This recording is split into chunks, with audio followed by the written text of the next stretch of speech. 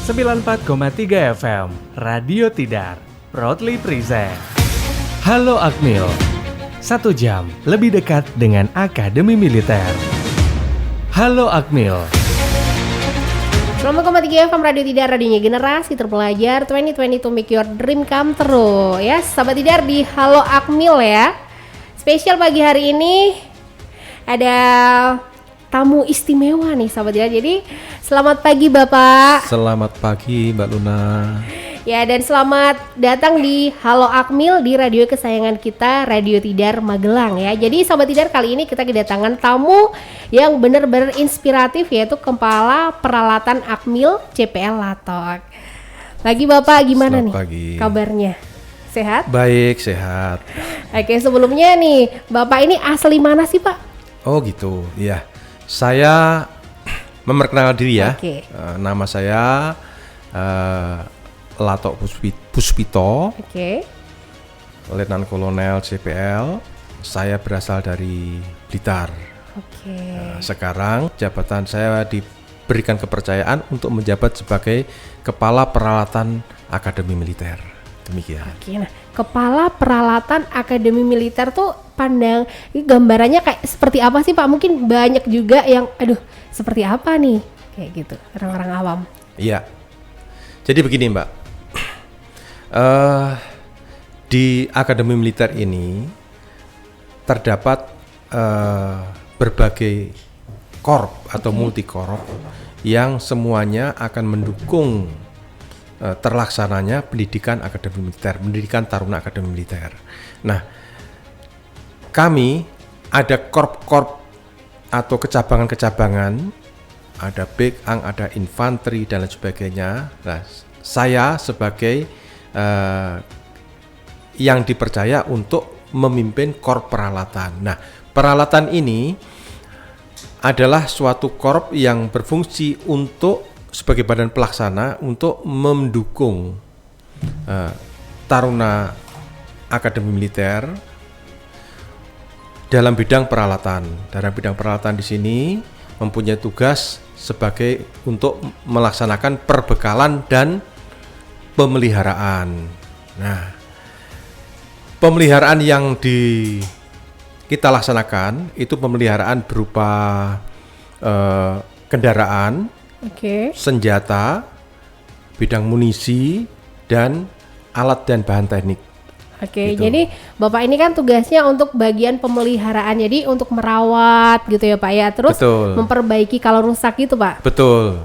Oke, nah tadi udah sempat disinggung juga nih ya Pak, kalau tadi ada kendaraan, ada senjata, ada amunisi, dan alat bahan teknik juga. Nah, mungkin mulai dari kendaraan dulu Pak. Di kendaraan tuh ada apa aja sih Pak di bidang kendaraan ini? Baik, demikian Mbak. Kendaraan ini masih terbagi-bagi banyak sekali. Ada kendaraan tempur, ada kendaraan taktis, ada kendaraan administrasi, ada kendaraan jabatan dan lain sebagainya. Nah, untuk di Akademi Militer ini yang banyak sekali digunakan kendaraan taktis ataupun kendaraan administrasi, seperti truk, bis dan lain sebagainya.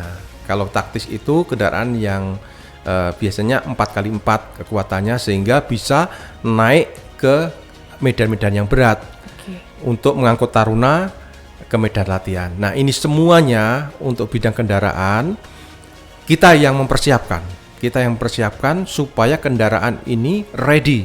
Setelah itu bisa digunakan untuk mendukung taruna dalam melaksanakan latihan. Juga termasuk ke senjatanya Mbak. Senjata ini ada senjata berat. Oke Pak, sebelumnya nih, maaf dulu ya Luna potong dulu nih. Kalau sekarang kita kan ke kendaraan dulu nih ya Pak. Kalau kendaraan biasa kan mungkin harus diservis setiap berapa bulan sekali. Kalau kendaraan milik Akademi Militer ini gimana Pak perawatannya? Iya, sama dengan kendaraan di umum, kita juga masalah pelumasan, oli itu rutin. Oli itu setiap 3 bulan sekali atau maksimal 3.000 kilo itu harus ganti. Ini kita yang membidangi untuk melaksanakan perawatan. Apabila ada yang belum, kita tegur supaya diganti di tempat kami. Demikian contohnya. Sedangkan kalau misalnya rusak nih ya Pak, terus memperbaikinya tuh di Akmil atau harus dibawa kemana gitu Pak? Iya, begini, apabila kendaraan rusak bersifat ringan atau sedang, itu bisa kita perbaiki di Akmil. Tetapi apabila sudah rusak berat, yang rusak itu kemungkinan apabila diperbaiki hasilnya tidak maksimal dan tidak efektif dengan biayanya, itu kita harus ajukan penghapusan. Oke. Kita akan kembalikan material itu ke Angkatan Darat, demikian. Oke, sedangkan kalau kendaraan yang udah nggak kepake gitu biasanya dikemanakan Pak? Iya, kendaraan yang tidak dipakai itu bisa jadi rusak, misalnya atau di luar TOP, di luar DSWP, di luar ketentuan yang sudah ditentukan, itu akan kita kembalikan ke Angkatan Darat. Kita kembalikan ke Angkatan Darat, kita bentuk 10 atau mungkin kita disposal, kita hapus dihapus di Angkatan Darat. Demikian, Mbak. Oke, tapi ada nggak sih Pak bekas kendaraan yang dimasukin ke museum kayak gitu? Oh, gitu. Ya. Mungkin nanti museum akan kita bahas lagi ke belakang ya. Cuman untuk museum itu biasanya kita laksanakan kalau misalnya kendaraan-kendaraan lama yang mempunyai nilai historis, itu akan kita buat cagar gitu, cagar budaya atau mungkin semacam monumen demikian. Atau beberapa di Akmil itu ada tuh Pak, ada helikopter, ada tank, itu juga apakah dulu juga kendaraan yang sempat dipakai Pak? Betul, itu kendaraan dipakai di Angkatan Darat. Angkatan Darat karena sudah rusak berat, sudah dikembalikan ke Angkatan Darat, kita minta untuk dijadikan monumen demikian Mbak. Oke, berarti itu kendaraan yang di Akmil itu adalah benar-benar yang dulu pernah digunakan gitu ya Pak? Betul, itu semua pernah digunakan untuk pernah berjasa di Angkatan Darat Pak. Demikian kira-kira. Nah, boleh nggak sih kalau masyarakat umum main-main gitu Pak, mau lihat kendaraan gitu di Akmil? Oh iya. Yang di monumen itu? Itu akan dipersilahkan. Masyarakat yang pengen ke sana akan dipersilahkan, namun nanti akan ada prosedurnya supaya ya sebenarnya tadi sudah kita sampaikan, nanti akan ada museum yang akan boleh kita dikunjungi oleh masyarakat halayak ramai. Kemudian akan ditunjukkan peralatan untuk latihan taruna, kemudian peralatan yang mengandung nilai sejarah tadi itu nanti akan semuanya akan disampaikan. Demikian Mbak. Tuh, Sahabat Tidar, buat kamu yang mungkin suka banget jalan-jalan ke museum, gabung terus sama Luna ya, karena ini bakalan ada bahasan menarik nih nanti ya. Dan lanjut nih, Letkol CPL Latok. Nah, berapa sih jumlah kendaraan yang ada di Akademi Militer? Wah, kalau jumlahnya di rata-rata aja deh. Banyak Mbak. Tadi itu ada beberapa kendaraan yang kita kita golongkan. Kita golongkan, ada kendaraan yang untuk kendaraan jabatan. Kendaraan jabatan setiap kali jabatan perwira itu seharusnya memang dia memiliki kendaraan jabatan. Itu ya kalau 500 ya pasti lebih Mbak gitu ya. Termasuk kendaraan truk ataupun bis untuk pesiar taruna. Oke, berarti 500 itu udah mencakup hampir keseluruhan gitu ya Pak? Iya, 500 lebih, 5 jenisnya ya, jenisnya. Itu. Jadi taruna itu pada saat latihan diantarkan oleh truk atau bis, semacam sekarang ada latihan OJT on the job training, ini diantarkan pakai bis gitu. Untuk pesiar pun taruna ini juga disiapkan bis gitu. Jadi memang kita taruna sebagai Central of Excellence ya, itu kita utamakan. Demikian Mbak. Nah, sekarang kita ke bahasan senjata nih ya Pak. Dalam bidang senjata itu ada apa aja sih Pak? Senjata yang ada di Akademi Militer ini adalah senjata yang digunakan untuk latihan. Ada yang bersifat pengenalan saja, ada yang harus mencoba atau menggunakan sebagai senjata organiknya mereka. Senjata organik maksudnya demikian. Misalnya dia sekarang ini diberikan senjata organiknya untuk taruna itu SS2 V1 misalnya atau V2. Itu betul-betul dirawat sama dia, digunakan untuk latihan dan tidak akan pernah lepas selama dia berlatih. Berarti satu orang dikasih satu gitu Pak? Satu orang ada satu senjata. Demikian. Kemudian ada senjata yang bersifat pengenalan, misalnya mortir 80, mortir 60 ring dan lain sebagainya, itu semua harus mengenal senjata-senjata tersebut.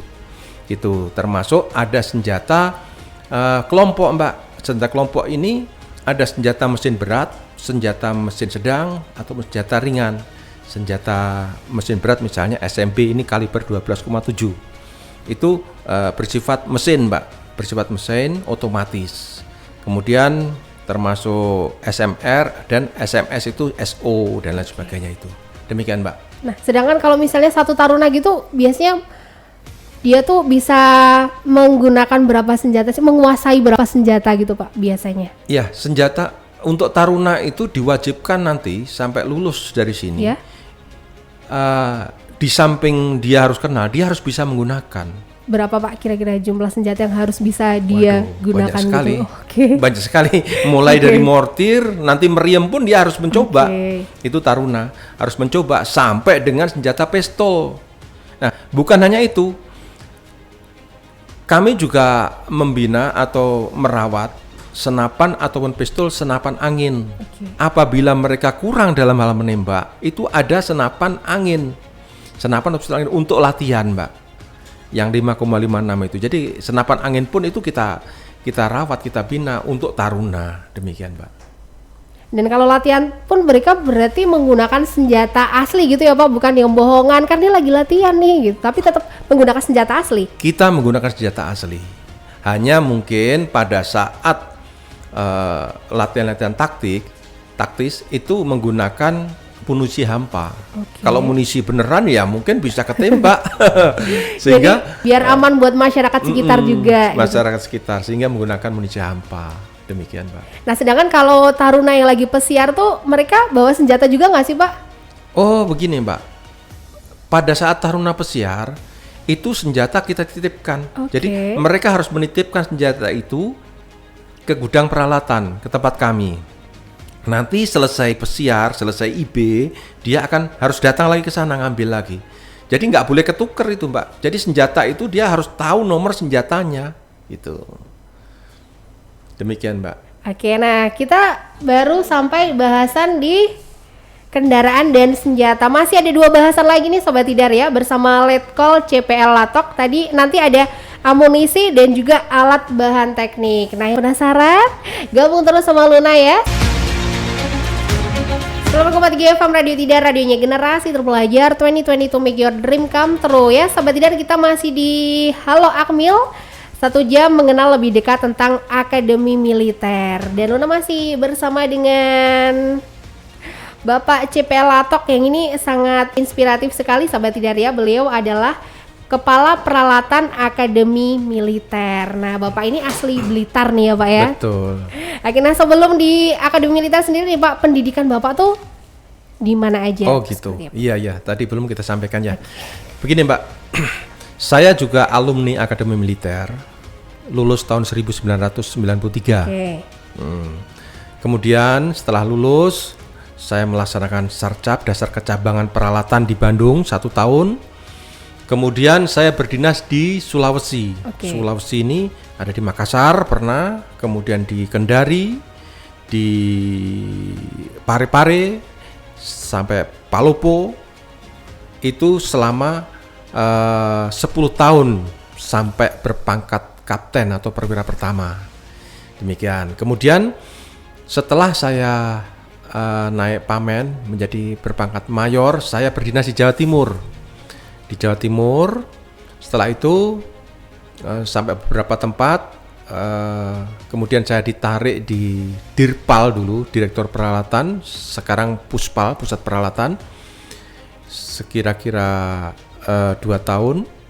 Kemudian saya ditugaskan di Dinas Penelitian dan Pengembangan Angkatan Darat.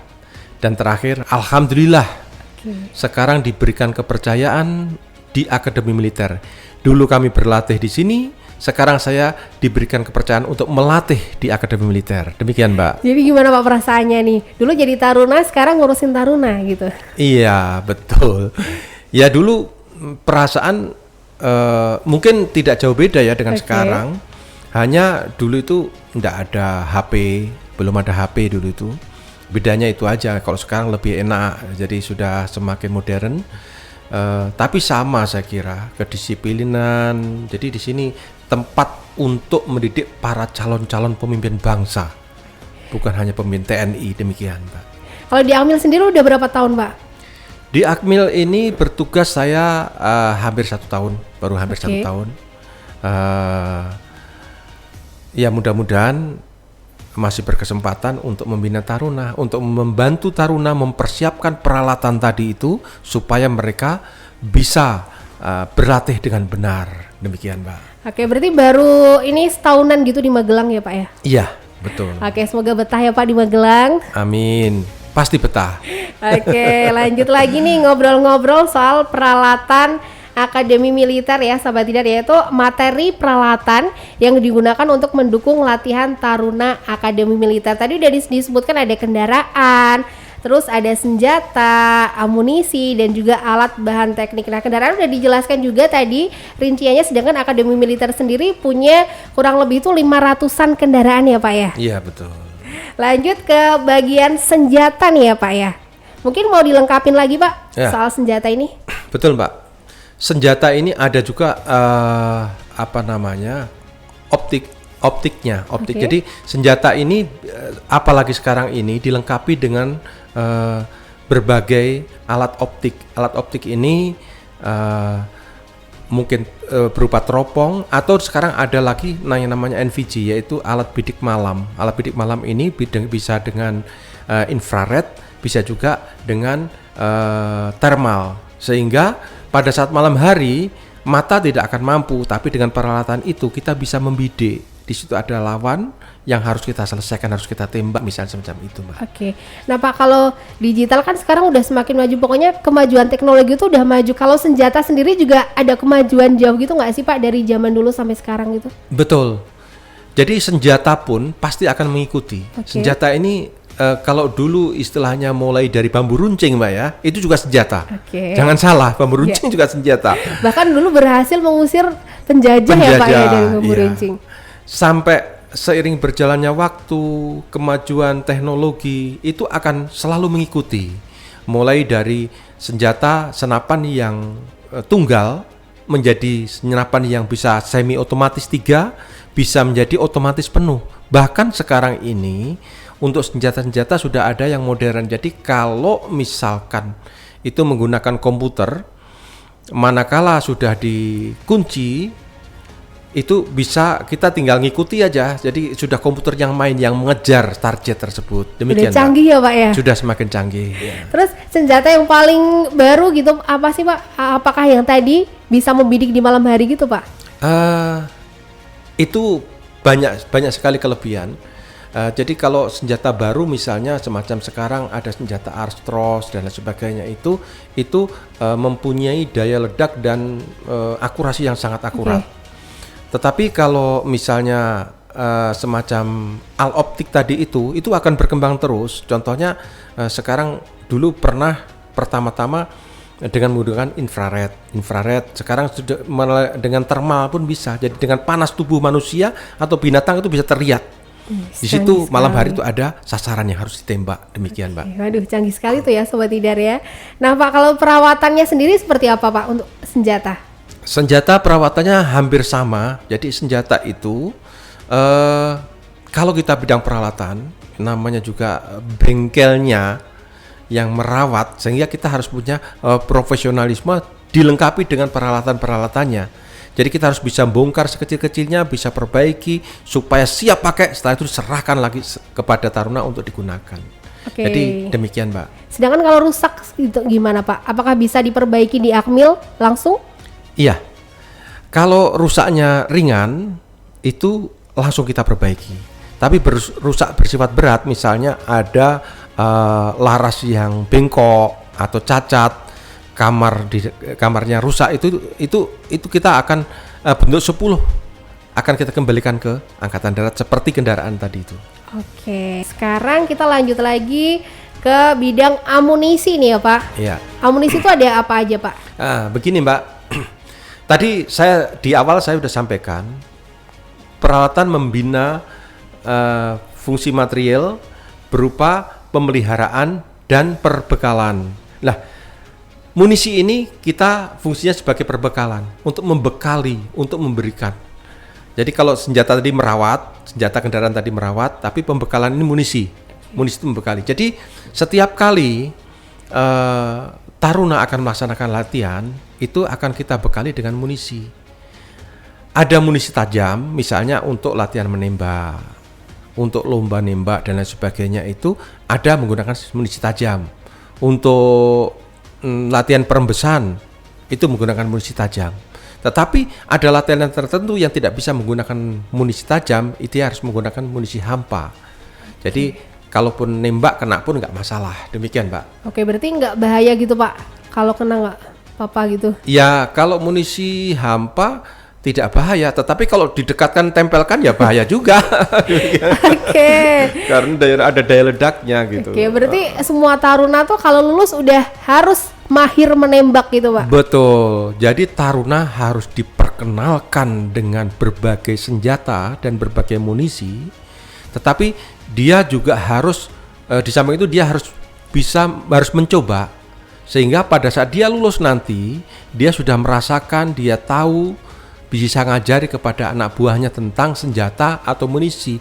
Karena ingat, senjata dan munisi ini sangat-sangat pokok untuk tentara. Bahkan sampai istilahnya senjata itu istri pertama sebelum menikah. Istri keduanya ya istri beneran gitu, karena jadi tidak boleh pisah dari dirinya gitu. Karena itu adalah nyawanya. Demikian, Pak. Oke, berarti apapun kecabangannya harus mahir menembak gitu ya Pak? Iya, diharapkan semua kecabangan harus mahir menembak itu.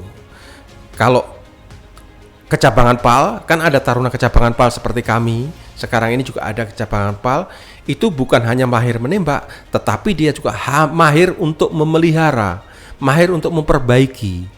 Demikian. Berarti kalau rusak diusahakan bisa memperbaiki sendiri. Bisa memperbaiki, gitu, Pak. Demikian. Dan materi yang terakhir nih Pak, yaitu alat bahan teknik. Itu ada apa aja Pak? Betul. Alat bahan teknik ini alat teknologi mekanik sebenarnya ini ya. Ini adalah alat dukung. Karena kita memiliki bidang pemeliharaan dan perbekalan tadi itu, pemeliharaan ini harus punya alat pendukung. Jadi nanti di sana contohnya misalnya pengelasan.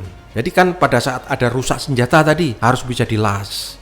Kendaraan harus bisa punya dongkrak. Itu bahan teknik yang sifatnya membantu untuk pemeliharaan tadi, Mbak. Oke, menarik sekali nih Sobat Tidar ya. Jadi Luna ulang lagi nih materi, yaitu peralatan yang digunakan untuk mendukung latihan Taruna Akmil itu ada 4, yaitu kendaraan, senjata, amunisi, dan juga alat bahan teknik. Waduh, menarik sekali nih ya penjelasan dari CPL Latok ini. Nah, nanti kita bakal lanjut lagi ini ya Letkol CPL Latok yaitu ngomongin soal museum. Waduh, Luna gak sabar banget nih, ini bakalan jadi pembahasan yang menarik banget Sahabat Tidar. So jangan kemana-mana, masih barengan sama Luna terus di Halo Akmil, nanti bakal balik lagi ya. 94,3 FM Radio Tidar. Iya, kelihatannya kalau display itu hanya ini ya, hanya memutarkan video barangkali ya. Karena kalau misalnya yang di situ itu misalnya cagar untuk Canon tadi, Canon AMX13 itu ya hanya bukan yang masih bagus yang jalan gitu Mbak, tetapi di situ gambaran luarnya seperti itu. Atau mungkin kendaraan yang udah nggak dipakai gitu ya Pak ya? Iya. Waduh, menarik sekali. Nah mungkin udah tahu belum sih Pak, kira-kira bakalan selesai tuh tahun berapa Pak? Atau dibukanya tuh tahun berapa kira-kira aja? Betul. Jadi menurut kemarin pengembang yang sempat ketemu sama saya, itu tahun ini sudah bisa dibuka. Sekitar bulan 11 mungkin sudah selesai katanya. Waduh, menarik sekali nih ya, dan udah nggak sabar pengen liburan ke wisata edukasi yang ini tuh keren sekali Sobat Tidar ya. Nah, untuk tiket masuknya Pak mungkin ada gambaran nggak sih? Kira-kira mahal nggak sih tiket masuknya, karena museumnya juga keren banget. Iya, yang jelas tidak mungkin mahal karena kita ini akan mengajak masyarakat supaya mengenal lebih jauh tentang Akmil. Tapi kalau masalah berapa atau mungkin tidak, saya tidak tahu. Nanti ada yang berkompeten untuk menjelaskan masalah ini, sudah Pak. ditunggu saja untuk mungkin grand openingnya ya, Pak. Tahun ini ya, insya Allah ya. Insya Allah tahun ini. Oke, Bulan aduh 11 nggak sudah. sabar banget ya Luna ya, Sobat Tidar pengen juga nih jalan-jalan ke sana. Nah sekarang nih saatnya buat Luna bakalan baca ini Pak yang udah masuk pertanyaan dari Sobat Tidar di 0878 0878 9430. Nah dari Arga di Cacaban nih, kalau berfoto di helikopter dekat pintu masuk Akmil tuh boleh nggak sih Pak? Terus siapa tahu beberapa tahun ke depan bisa jadi taruna. Iya. Jadi begini Pak, saya kira diperbolehkan untuk foto-foto di cagar semacam di helikopter itu boleh saja, asalkan tidak mengganggu proses belajar mengajar taruna. Makanya ada pemandunya. Saatnya boleh di situ boleh semua berfoto. Misalnya ada di